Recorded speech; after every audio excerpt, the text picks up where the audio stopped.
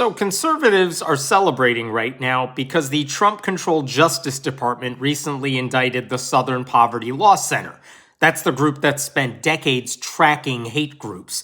And if you listen to the right, you would think this indictment proves the SPLC is secretly the villain, because they allegedly spent years propping up these hate groups. Except the case itself?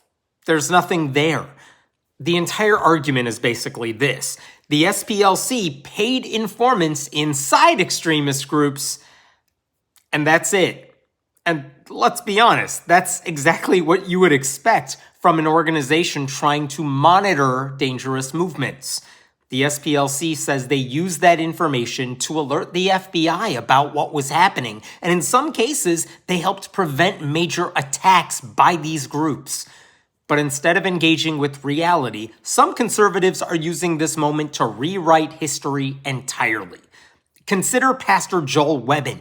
He saw all this and concluded, and I quote, "It's so clear that America does not have a racist problem." It's so clear that America does not have a racist problem. In fact, again, his words, "If anything, we could probably use a little bit more racism in America." If anything, we could probably use a little bit more racism in America. Spoken like a true white Christian nationalist. Why would anyone say that? Why would anyone say something so ignorant?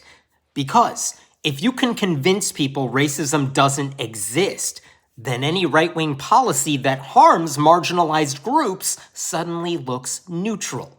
If discrimination doesn't exist, then opposing it becomes the real problem. That's why you're seeing people on the right claim hate groups don't exist, that the Unite the Right rally in Charlottesville was fake, that civil rights organizations are the bad guys. This isn't confusion. This is their strategy. Because if you erase the problem, you don't have to fix it. And if you can convince people the watchdogs are corrupt, then there won't be anyone left to call out people like them. That's the goal here. That's not justice, that's not truth, that's just rewriting reality until their faith-based bigotry sounds reasonable.